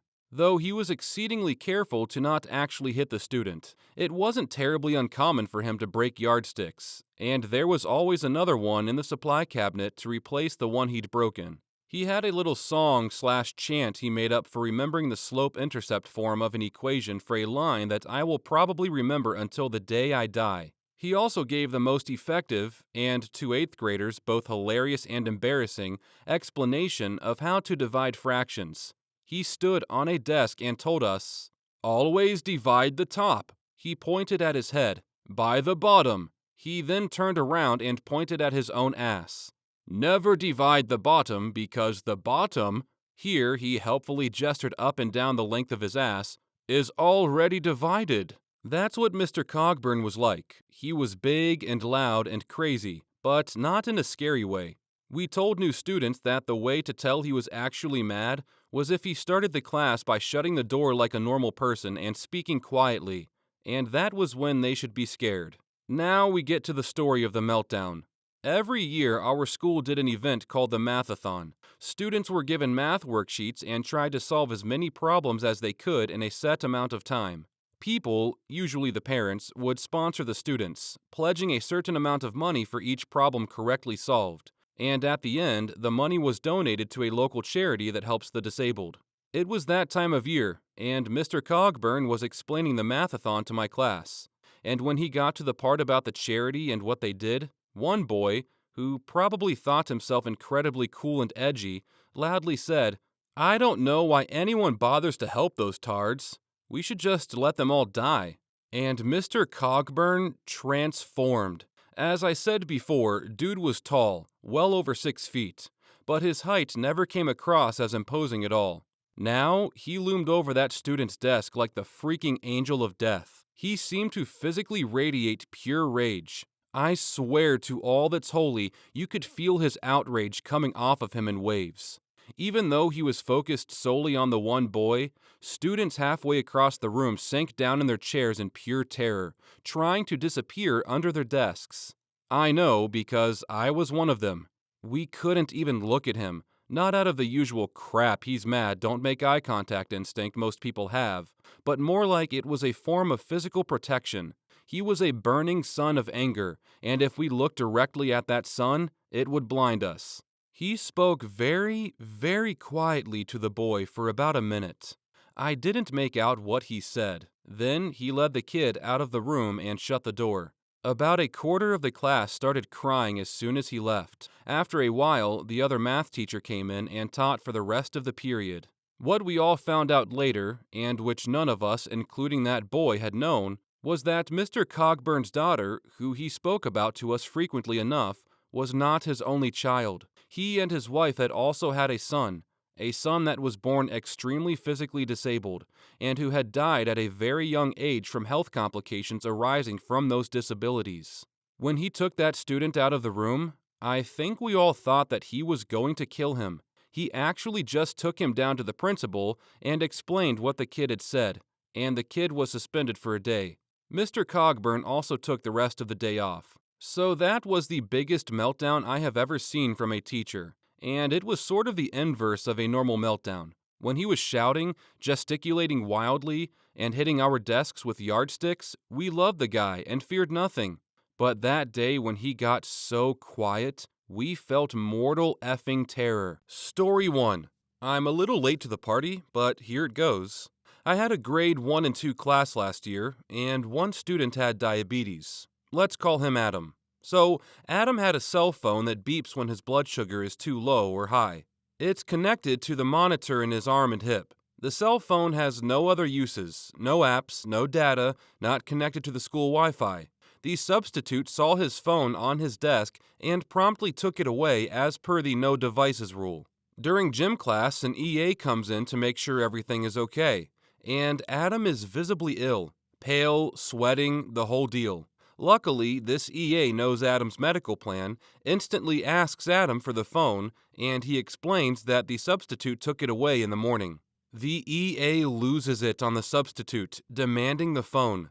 The substitute called in the principal to reprimand the EA, then reprimanded herself as obviously she did not read the student's safety plans. She was asked to leave, and the principal taught the class the rest of the day. Adam was fine, drank a couple juice boxes, and had a granola bar. Mom picked him up shortly after. Story 2. Back in year 2, I had super bad growing pains. Like I couldn't walk, move, or anything, and needed a wheelchair badly. My school was gearing up for sports day, so they had year levels take turns walking the oval to win points for their house. 1 lap equals 1 point. My teacher was lovely, and either let me sit out or let the older kids push me so I could still win points and get some sun in winter. Well, my teacher was away for a week, and we had this sub come in, and it happened to be the day it was my class's turn to walk over the oval for an hour. So I'd put all my things down, walked over to my wheelchair at the back of the room, and sat down so my friend could wheel me. And boy, she did not like that. She demanded I get out and stop playing in it because it wasn't a toy. I knew that. I said that, and I tried explaining, as a shy 8-year-old with a stutter, how I had crippling growing pains. She wasn't having any of it, and grabbed me by my arm and threw me out of it and told me to get up. It felt like every one of my bones broke. The walk to the oval was horrible. She wouldn't let my friends help me walk. She screamed at me if I fell behind and told me I'm holding everyone up. I was crying, and I lost my lunch break because I was, quote, putting on a show. She made me walk the oval after pleading not to. All my joints were swelling and pulsing, to the point I felt sick. I got halfway around the oval. Our oval was around the 1.5-kilometer mark, and I passed out. Luckily, we were oval walking with the year 7s. One of the footy boys ran half the length of the oval to come help and carried me down. The sub was yelling at him to put me down because I was just doing it for attention, and the king he was, with the now screaming 8-year-old in his arms, just walked past her and told her to go herself. He took me back to the classroom and used the class phone to ask the office lady to call my mom to pick me up. By that time, the sub had reached the class, and the year 7 boy had put pillows on the ground and set up a spot for me to lay down until my mom could come get me. And the moment he left, she just flew off the handles. I was made to stand in the corner of the classroom, Blair Witch style, for the rest of the day as punishment. My legs were trembling. I was crying, and each time she heard me cry, it was another day added, and she would make sure my teacher knew so she could continue the punishment. Psycho much? Mom showed up just before lunch, so I'd been standing there for about 45 minutes, and when I saw my mom, I just collapsed, and my mom went off. My mom is a bitch, and boy did that teacher cry. The sub called for the principal's help, and apparently he could hear my mom yelling for him to come down, so he ran. The whole class backed me up and told him what she had done to me, and she ended up being fired. That hour and 45 minutes I had her as a sub, I developed so many issues over the next 3 years with my joints, and I ended up not being able to walk for about a month. Apparently, that wasn't the first complaint, and she wasn't allowed to sub or teach again. Story 3. I've had so many bad subs. One sub made an elementary student cry, insisting her own name was misspelled, and made her stand up in front of the class and admit her name was spelled wrong. I asked that she not return, but I still saw her around, as other teachers had her sub. Another one worth mentioning was supposed to be my sub for the last 2 weeks of school because I went on maternity leave, this time teaching at a 7th to 12th grade school. Ignored all my sub plans, played on his cell phone the entire time, and then for like 3 days got upset at students and told them off. And then they watched as he walked out to the parking lot and drove away. Thank goodness some kids went and told the office. When I came back, it was like my room had been ransacked. It was awful. Story 4. Went to sleep for an hour and a half. My class was freaking amazing, the sweetest, most thoughtful group I've ever had. When I got back the next day, I asked how the sub was. Me. So how was the sub? Them. He was fine. He kind of took a nap for a while. Me. What? What did you guys do? Them. Worked quietly so that we wouldn't wake him up. Eventually, we ran out of work, so we just had silent reading. Me. For how long? Them. From when we started working until it was time to go outside. Me. That's a really long time. Look, I'm glad that you guys were so thoughtful, but if something like that ever happens again, please wake the sub up. It's not safe for the sub to be asleep. He needed to be awake in case something happened. Them. We would have woken him up if we really needed to, but we also figured he probably really needed the sleep. Seriously, the sweetest class ever. Story 5. The first year I taught 5th grade, I really wanted to do something special for my students before Christmas vacation. I spoke with my team, and we came up with the idea to make every student a personalized Christmas ornament. We were going to surprise them by displaying the ornaments on a Christmas tree the day before vacation, and they would be able to take them home. I was gone for a department thing the day before we were going to set up the tree, and one of the least liked subs was scheduled for my class. Since I had stored all the ornaments in my closet, I simply asked if the students needed any supplies. Make sure to get them yourself and to not let them see the surprise. The thing about this sub, and the reason she wasn't liked, was that her first line of defense was always threatening to take away something from misbehaving. Free time, lunch, etc. I think you know where I'm going with this. Fast forward to the end of the day, I get back to my class in the last 30 minutes so I could dismiss them, when all of a sudden I met with 25 kids asking about their ornaments. I tried to play dumb and ask them what they were talking about, and of course they informed me the sub said something. She told the students about the ornaments and said if they misbehaved, she would tell me and I would take away their ornaments. Instantly, I was filled with horror that the surprise was ruined for the entire 5th grade. They're kids, they told the whole grade during recess. Anger because that damn sub ruined the surprise, and disappointment because I really wanted to see their faces when they walked through the door the next day and saw a special Christmas tree with their personalized ornament. It's not the biggest deal or anything, but I was really upset that weekend. To this day, when I talk to my old partners, I still refer to her as the Grinch. Story 6. Not a teacher, but I know this was a disaster for my teacher. We had been studying Romeo and Juliet and West Side Story, and our teacher had created a very comprehensive exam where we would be asked to compare and contrast characters, situations, and themes of the two as answers to some very specific questions. He had spent countless hours ensuring that it was fair and complete. We were going to have the exam the following Monday, and he was taking Friday off, so he told us that, in addition to the weekend, we should also use Friday's class to prepare for the exam. His instructions to the substitute were likely something like, "Tell them to prepare for the exam. They already know what to do." She marched in and shouted, "Prepare for an exam," and proceeded to hand it out. Of course, we protested, but what substitute hasn't heard, "We're not supposed to get the exam today," from a class at one time or another? When Monday came, the teacher was devastated. He couldn't count the scores. He wouldn't even attempt to grade it. He did not feel right giving the exam now that we had seen it. All the work he put into it and all the insight he suspected he might gain from scoring it were lost. Instead, we spent the day reviewing what we could have, should have, and would have answered. As you can tell, I could really feel his pain. Story 7. Not a teacher, but I vividly remember one incident of having a substitute in kindergarten. I had an infected cut on my toe and had been prescribed an antibiotic. That morning was the first time I took it. We were sitting on the floor for a roll call, and I remember this burning pain in my abdomen, and she told us to get up and go to our desks. I tried to get up only to realize I couldn't move and just laid back. This sub was a total cow, and I remember she was always really mean. Anyway, she starts yelling at me for being attention-seeking, and basically tries to pull me up.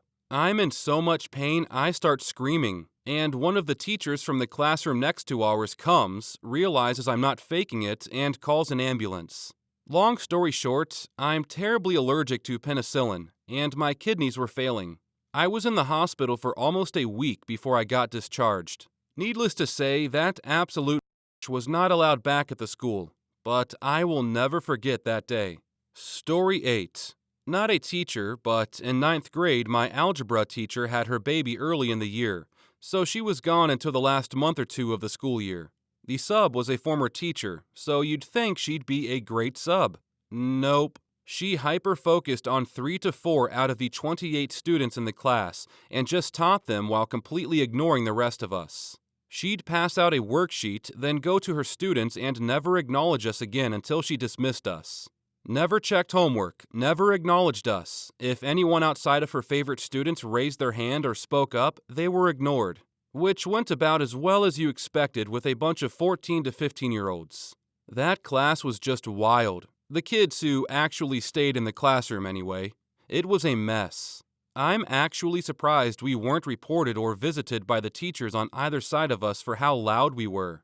After several months with this lady, the vice principal was walking around randomly checking classrooms, and walked into our show algebra class. He lost it. Yelled at all of us to sit down and shut up, which we also did not acknowledge. demanded she leave, and sat with us the rest of the period. Never saw her again, and had maybe 6 to 7 different subs after her. 2 weeks after this, our regular teacher came back. When she realized we had learned nothing and learned the extent of how useless this lady had been, she started tearing up. I passed the classroom on the way to the bathroom during the next period, and I saw her sobbing at her desk.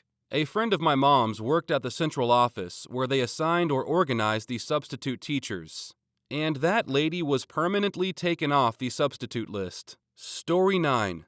A few of the periods I taught were co-teach classes, where a percentage of the students in the class have special needs, but can work well enough in a general population classroom with assistance from a special education co-instructor. These classes were often very rewarding to teach, but one downside of teaching that population from a logistical standpoint is that I was often required to attend ARD meetings.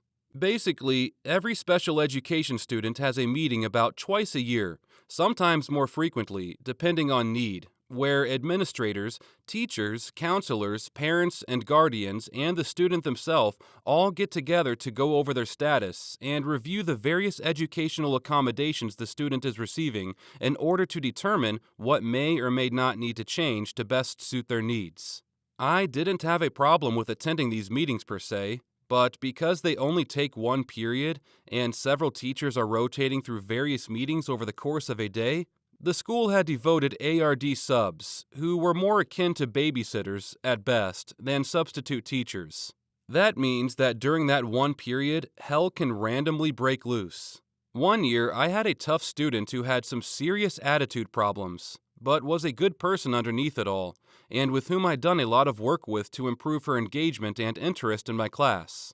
About halfway through the year, I got called for an ARD meeting during the period I had said student. In my absence of 45 minutes, the sub decided to pick a petty argument with my kid, who was rightfully offended but unwisely overreacted and escalated things to making threats and nearly coming to blows with the sub, to where she ended up with in-school suspension for a while.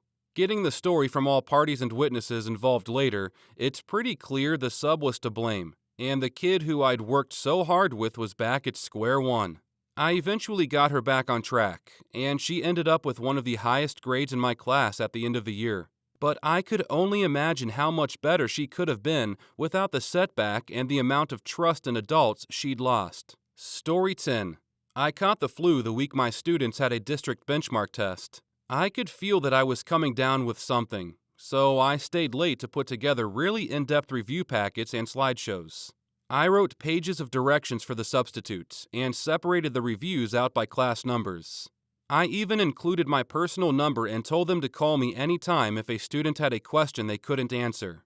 I spent around 5 hours putting everything together after school while battling around a 103 temp. The substitute completely ignored my instructions. She instead took every single piece of construction paper and cardstock in my classroom from my personal locker that I had left open for her in case she needed something, and had the students make flip books about their feelings. They used thousands of pieces of paper and craft supplies, probably around $100 of my own personal supplies. This was for the freshmen in high school. I'm still bitter. Story 11. Not a teacher, but I participate in STEM programs a lot. In the 90s, I belonged to a club that refurbished old industrial PCs and donated them to schools. Sometimes we'd get completely burned out motherboards or disk drives, so I took a bunch of those and made displays showing the insides of computers, and I'd let the kids explore them as part of my session. Then I'd dig out a couple of blown PCs and monitors, hand out the screwdrivers, and let them rip them apart. And yes, I was always careful around the old tube monitors. Once they were done, I'd let them pick a part if they wanted to take home. The younger kids especially loved this, and frequently I would see kids take home a hard drive controller or a graphics card like it was a real treasure. I even made the local news with my program. That's the thing about living in a small city. Eventually, everyone makes the news. So one day, I went to do my lesson at a high school. I think freshman or sophomore science class. The class had a substitute, and I had an appointment right after that session, so I told them I'd come back to pick everything up the next day. The kids could take whatever they wanted from the old PCs, but please put my displays aside in the cupboard. Next day, I came by, and all my displays were still out, and they were completely trashed. Worse yet, the sub's attitude was, well, kids will be kids. That was the last session I did, ever, for that program. Story 12. Not a teacher, but the sub made the handicapped classmate who has muscle, joint, and vision complications go grab his textbook from his homeroom. He's not completely helpless, but when it comes to heavy things, he needs help. Classmate's homeroom was halfway across campus, and the required book consists of 5 large text volumes because they're specifically made for his poor vision. He can't wear glasses either due to complications. I offered to help because I'm usually the one that goes and grabs it for him during normal class. But the sub yelled at me, saying he knows my kind and I'm just trying to get out of class. Sub told me he's not there to play games and for me to quit before he sent me off to the principal's office. Needless to say, the entire class was shocked. Classmate came back with another student from the homeroom, requesting that next time the sub send someone else to grab the books, because my classmate can't carry it by himself. When my usual teacher came back, we requested the sub not return because of what he said to us and did to a classmate. My teacher wrote an email to the principal about it, and that was the end of that. Story 13. Not a teacher, but a student with a story nonetheless. Meet Mrs. Hostess. Fake name, obviously. Every time my 8th grade history teacher was out, Mrs. Hostess would usually sub for him.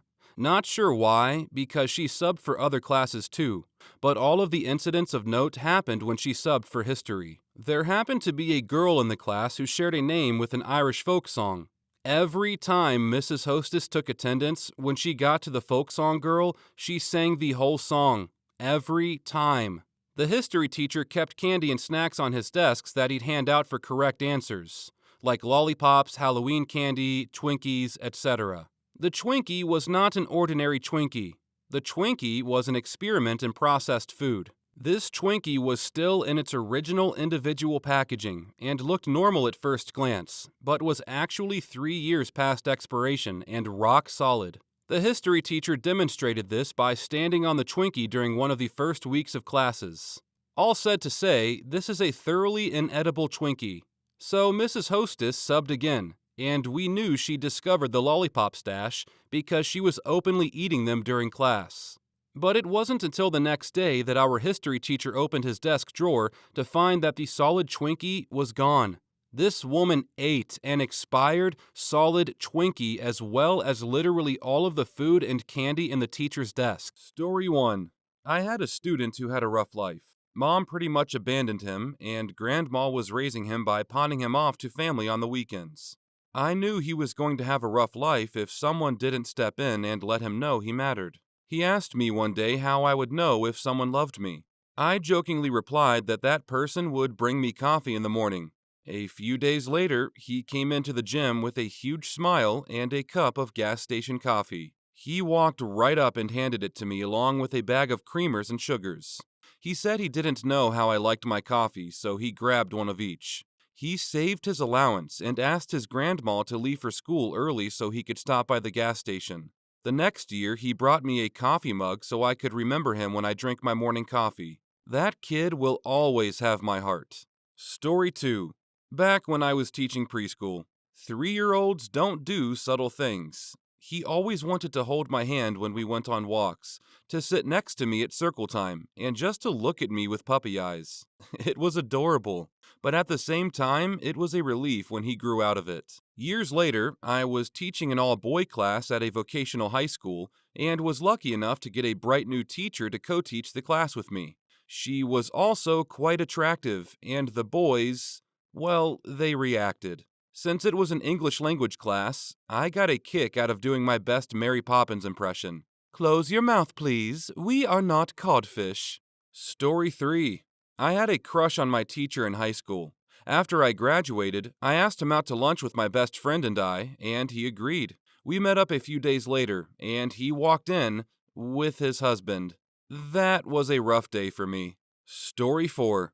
When I was playing Hamlet in the school play, and the girl playing Ophelia got stage fright at the last minute, so the drama teacher had to costume up and sub in for her, on her knees in a low-cut bodice, hanging onto my leg and screaming, "Oh, help him, you sweet heavens!" I got a boner in front of 500 people. Story 5. In the days of MSN, I got a chat invite from someone who had the same last name as me. I assumed it was a relation, but they didn't say anything, so I left for a bit to eat. I came back and saw a couple more people had been added to the chat and saw they'd been talking about me. I realized they were students because they referred to me as Miss. They were teasing one of the others for his crush on me, and he was defending my massive butt as hot. Story 6. I taught pre-K, and one student always wanted to be around me and would pretend to slip up and call me mom.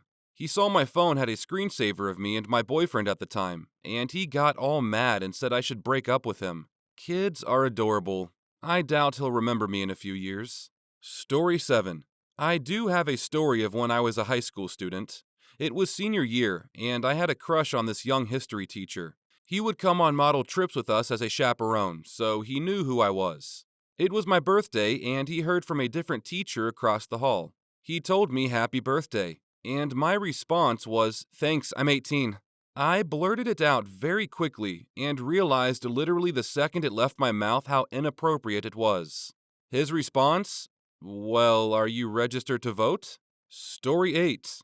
I teach at a local university, and I've had a few, including one who used to sketch me during class, one who tried to put his arm around me, etc. The most obvious and persistent was a student who used to follow me after class every day, show up at my office just to talk, and spent all of his time attempting to look down my shirt. He ended up dropping out of college halfway through the semester. Story 9. My first year teaching high school. The AV department made an end-of-the-year tape for students every year as a keepsake. That year, they allowed a senior to profess her love to me on the tape. I did not know she had done this, and they had allowed it until it played over their AV system to the entire school. Needless to say, I was annoyed, but I couldn't make too much of a stink because I didn't want a lot of attention drawn to it. And they weren't going to take it out. Story 10. I taught grade 7, and one kid in particular took a liking to me. It wasn't a crush per se, it came across more as an elementary school fascination with the teacher. He would raise his hand constantly during class to answer questions, and when students were doing work, he would raise his hand constantly to ask me random questions about my life. He had a few favorite questions like, "What song is stuck in your head right now?" or "What's your fiance's name?" One time, he very excitedly told me he had seen me at Costco, and I hadn't been to Costco that week, so he clearly was seeing me in places I wasn't. Story 11. When I was in college, we had a pretty hot biology professor. Not only was he physically attractive, but he seemed to be a pretty cool person too. Most of the women in his classes were pretty smitten, and I won't pretend like I wasn't one of them. However, I went back to college after a few years off, so I was 26 in rooms of 18 to 21-year-olds. 5 years may not seem like a huge difference, but holy crap it was. His office was connected to the lab, and one day while myself and some other students were doing work in the lab, this one girl was quite loudly proclaiming the things she would do to him, including saying things like, "I don't care if he's married with kids." He was sitting in his office at the time, and I said, "You need to keep your ovaries in check. He can definitely hear you right now." She said she didn't care, and she hoped it tempted him. It made me uncomfortable for him. I can't imagine how he must have felt. He usually came out of his office to chat with us or help us, but not that day. Story 12. A student who had a crush on me wrote a straightforward proposition and asked another teacher to deliver it to me. This teacher was a mentor of sorts to the student, so you'd think he'd do something wiser and more responsible than what he actually did, which was deliver the note and threaten me with some form of unspecified violence if I told anyone. So I informed the principal, and both the student and teacher were transferred to other schools. Story 13. Used to be a Cub Scout guide. One of our boys, 10 years old, had a crush on my adjutant, 16-year-old girl. He swore she would be his girlfriend one day, and was strangely serious about it. We laughed it off and forgot about it. Years went by, the boy became a man, joined the army, came back, went to medical university, got buff and handsome, and reached out to his old crush on Facebook. They got married last May and have a baby girl. Story 14. Back in middle school, 16 years ago, I had a crush on a teacher of mine, although I wasn't aware of the severity of it until it was too late. Around Halloween time, we were supposed to write a poem about a teacher of ours. I, of course, procrastinated until the night before and then realized that I lost the sheet with the contents of what the poem is supposed to be. All I knew was that it had to be about a teacher, so I chose my crush, unbeknownst to me. The next day, I show up to class and try to turn in my paper, where I was informed by my teacher crush that we were going to be reading our poems in front of two classes, separated by a sliding wall half the time. As other students read theirs, I quickly realized that these poems were supposed to be Halloween related. I panicked because mine did not fit the criteria and had nothing to do with Halloween. It wasn't until I was reading mine aloud that I felt the sudden rushing aha moment of what I had just confessed to the entire two classes. Both teachers from either side of the wall and the entire student body watched in stupefied horror as I read it aloud, voice and hand shaking. Too late to turn back. It went like this to start. Mr. Hopper, Mr. Hopper, I have a dog named Copper. Mr. Hopper, you make my eyes popper. I don't remember the rest. When I finally looked at Mr. Hopper, his entire face and neck was red with embarrassment. We never spoke of it ever, and I avoided him like the plague. I'm sure it was the same on his end. Story 15. When I was in school, a teacher found another student's very graphic, erotic fanfiction about him. Ended up having a conference with her parents, counselor, and principal. The girl got transferred to a different classroom but tried to shoot up the school with what she thought was her brother's secret gun. It was a toy he modified to look real. Hadn't seen or heard about her since. But before I graduated, the school made it a rule that staff were not to be depicted in any creative work, and if any such work was found, the owner was looking at suspension. Story 16. When I was in high school, I saw a handwritten letter on my English teacher's desk while waiting to speak with her.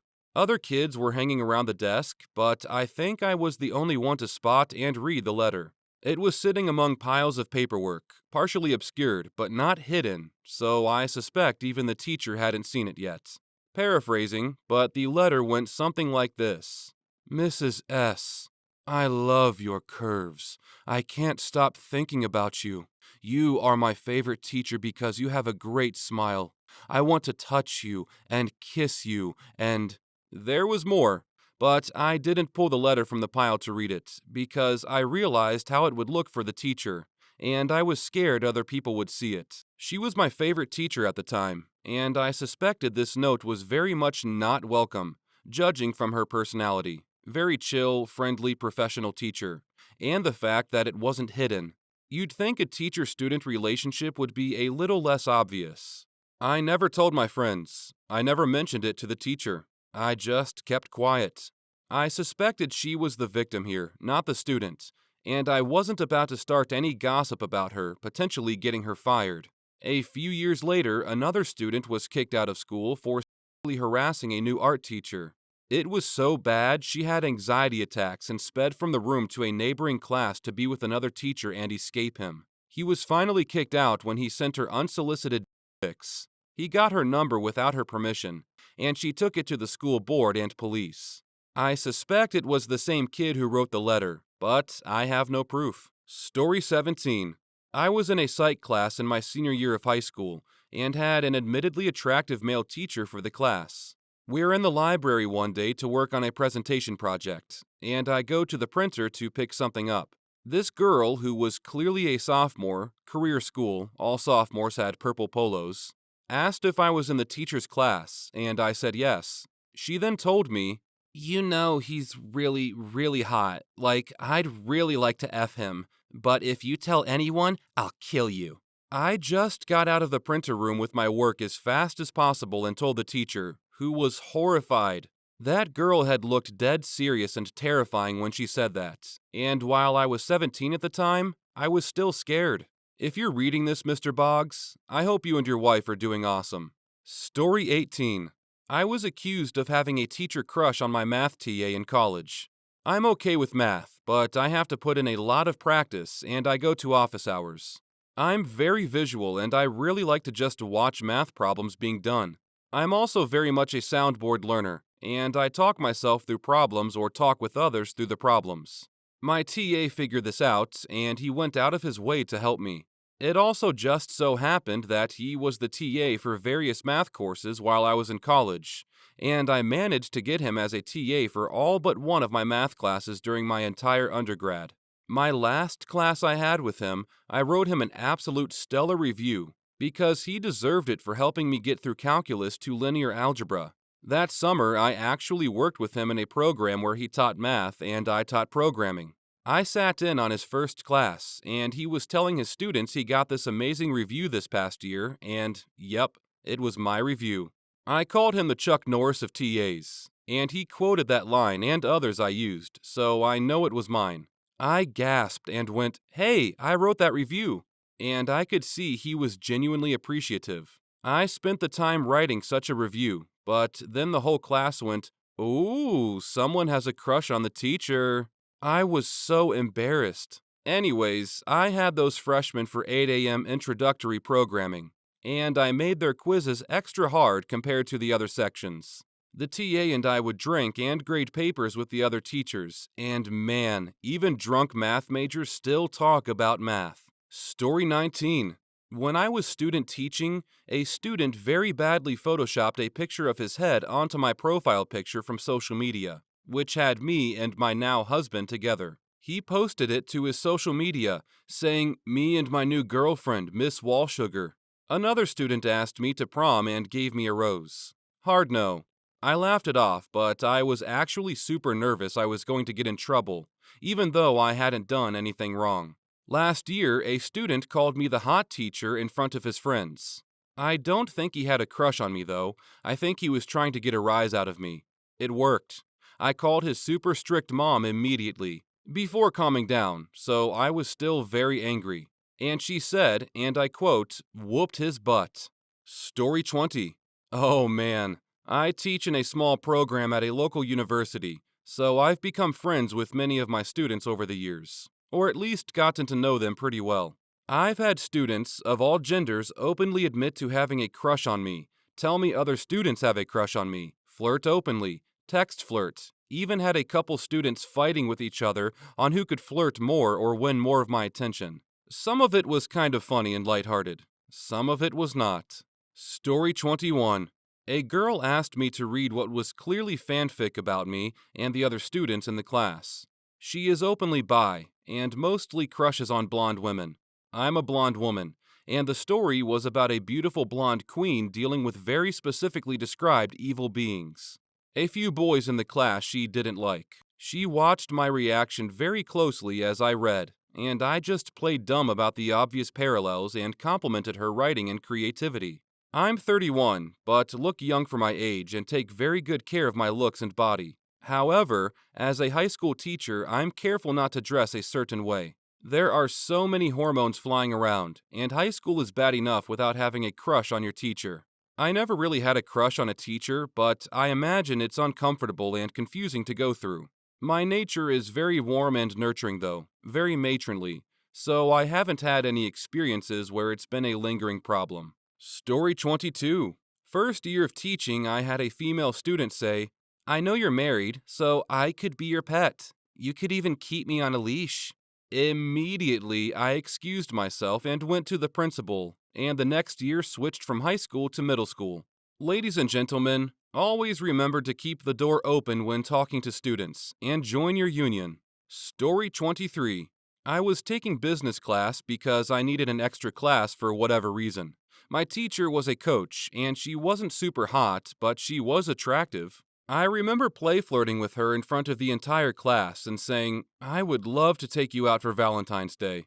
She laughed it off, and someone gave her roses, and then I said, "Wow, these are big."